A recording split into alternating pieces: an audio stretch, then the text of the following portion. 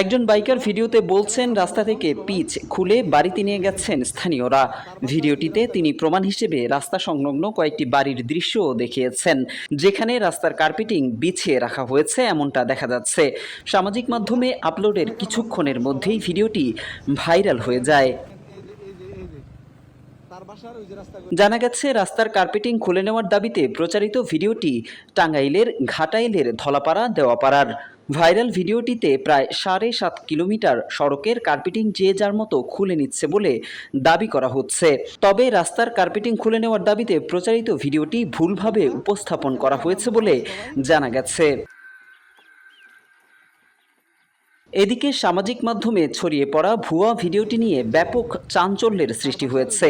তবে ভিডিওটি যে অসত্য এবং ভুলভাবে উপস্থাপন করা হয়েছে সে বিষয়টি নিশ্চিত করেছেন উপজেলা নির্বাহী প্রকৌশলী মোহাম্মদ ফজলুর রহমান।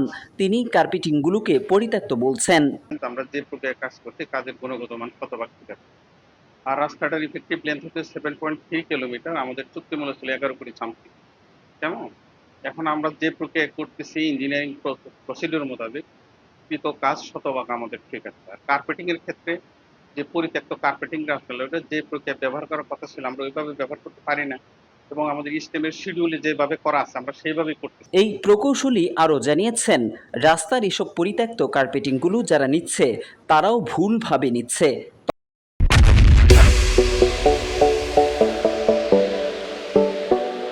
তবে রাস্তার কাজের গুণগত মান ঠিক রেখেই কাজ করছেন তারা। গ্রামের সাধারণ মানুষ যেহেতু এগুলো হার্ডওয়্যার প্রিপারেশন করে এগুলো রুলিং করে এগুলো আসলে এক্সিস্টিং এর সাথে মিশানোর কথা, আমরা যতটুকু রাস্তায় পেয়েছি এইগুলো করতেছি। আর কিছু রাতে মানুষ আসলে এগুলো যারা নিচ্ছে তারাও আসলে ভুলভাবে নিচ্ছে, তারাও এগুলো কাজে লাগাতে পারবে না, কারণ এগুলো যখন তারা বাসায় রাখবে, যখন রোদ উঠবে এগুলো গলে যাবে, তাদের কাপড় টাপড় নষ্ট হয়ে যাবে, বাসায় অব্যবহারযোগ্য হয়ে যাবে। দেখবেন যেটা রিয়াল ফ্যাক্ট এটাই। যাই হোক, এখানে আমাদের কাজের গুণগত মান, আমাদের চিন্তা ভাবনা যাতে শতভাগ টেকসই সম্পন্ন কাজ হয় সেই প্রক্রিয়া আমরা করতে। এটা এক ধরনের আপনি গুজবই বলতে পারেন, উনি হয়তো না বুঝে এটা করছে। এদিকে রাস্তার কাজের সঙ্গে যুক্ত শ্রমিক ও স্থানীয় কয়েকজনের সঙ্গে কথা বলে জানা গেছে, এসব কার্পেটিং কাজে না লাগায় নিচ্ছে মানুষ। তারা জানান, ভাঙা রাস্তা সংস্কার হচ্ছে, সেজন্য কার্পেটিং তুলে ফেলা হচ্ছে। ওটা তো এই ইন্দ্র থাকলে আর রাস্তাটা নষ্ট, সেজন্য ওটা ভাঙ্গা ভাঙ্গা যার যার বাড়ির সামনে শেষে নিতাছে।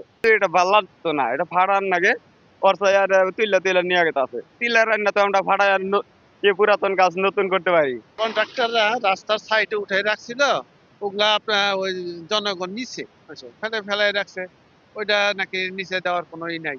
উপজেলা প্রকৌশল কার্যালয় সূত্রে জানা গেছে, ৬ মাস আগে প্রায় ১২ কোটি টাকা ব্যয়ে রাস্তা সংস্কার শুরু করে দুর্গা এন্টারপ্রাইজ নামে একটি ঠিকাদারি প্রতিষ্ঠান।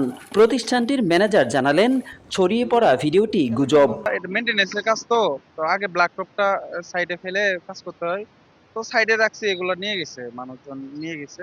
এটাই ফেসবুকে ছড়াইছে, গুজব ছড়াইছে যে ভালো কাজটা